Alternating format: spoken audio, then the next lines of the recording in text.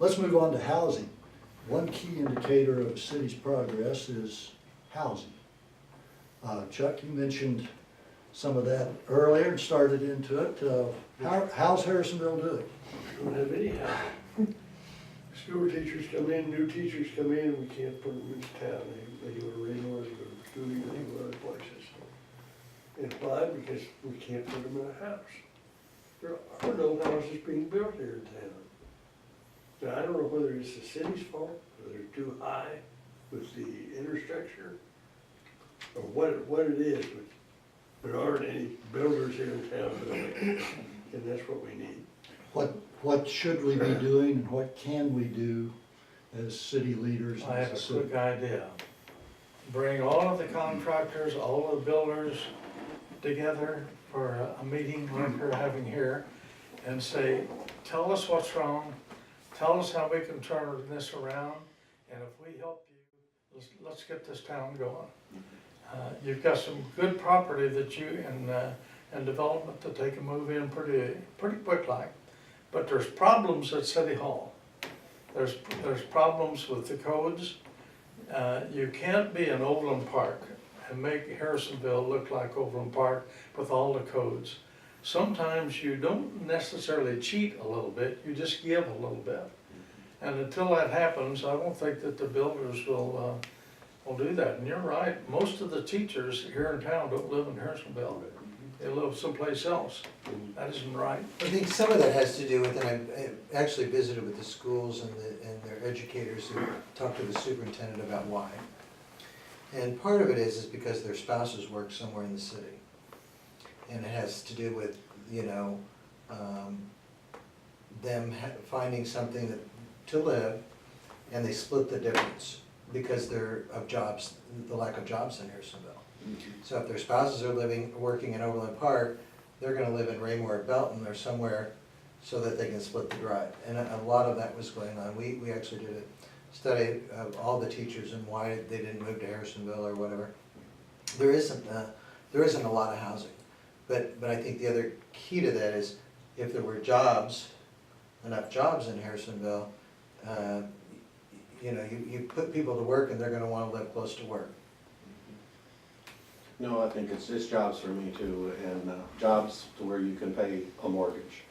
So unfortunately, we're on this outer circle of Kansas City, this fringe circle of working in Kansas City or near Kansas City, and balancing that with the luxury of living in a nice rural community, and the finances of that. And so when the jobs are not here, it's a difficult decision to make, and so it's back to economic development for me and jobs for a big influx in homes.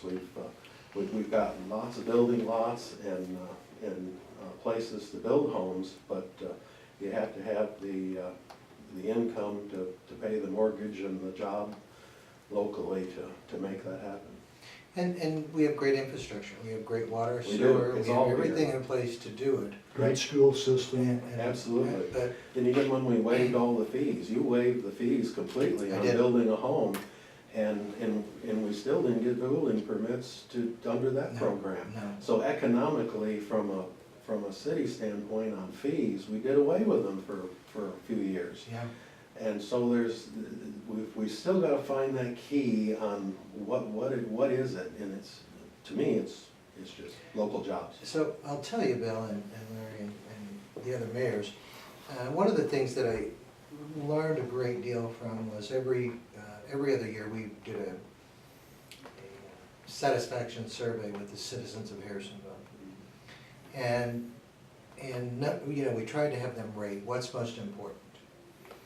And I did it for, I don't really remember, 8 or 9 times or 6 or 7 times during my tenure, but started it right away because I thought it was important that we listen and we try to prioritize the money that the citizens are giving us to what they think is most important.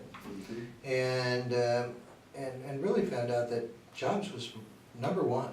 Right. It has been number one with our citizens, And Mayor Hessick stopped doing that program, didn't feel there was any value of listening to the citizens. Right. And I know Judy has already said to me that that'll be coming back under her administration, and we can count on the citizens getting a chance to be heard again. And with committees. That's right. Chuck, you mentioned the old hospital project, and I wanted to come back to that. That was one of my notes. Did we miss an opportunity there? Yes, we did. And again, it goes back to the fees. If they would give them some help, they would build the housing there. It's a senior housing with 4 or 5 different buildings that would take senior citizens, in which there always need for senior citizen housing. And not only do we have a building sitting there empty that's doing nothing, we'd have an opportunity to build something and do it right. And what they were looking at was a tax abatement program. Basically, really simple, and that they would continue to pay taxes at what the building is being assessed at right now as a wreck. So whatever that amount is, that's what they would continue to pay, no matter how much improvement there was on the property for a number of years. So they would get to save all of those additional taxes on all the improvements. So this, again, it's really short-sightedness, because we're never gonna get any more than what we're getting if the building falls down. And actually we'll get less, and we're never gonna get more people into housing or have more housing unless we give somewhere.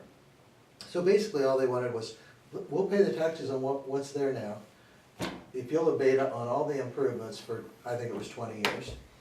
And then we'll have that savings. And that's all they were asking And the for. risk to the city Was none. was none. Right, We weren't on the hook for anything. No, right, and they said no. right.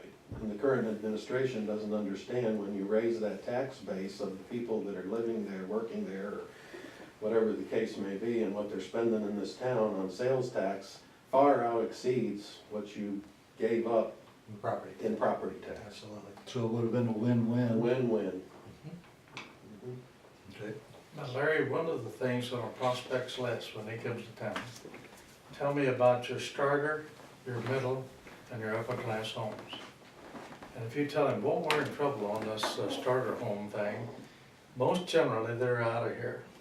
If they're gonna bring in 300, 400 jobs, they want a place that they can get people, move them into houses and keep them in the community. So I think the housing is a big, should be a high priority. And again, bring the builders together and have the council there so that you can listen and find out what's broke. Something is really broke. Only to have 2 permits in this county for several months, and there's hundreds of permits in Peculiar and Pleasant Hill and Raymore, we got more we can handle up there. Something is really broke. That's because of poor leadership, or maybe because the council and the mayor can't work together.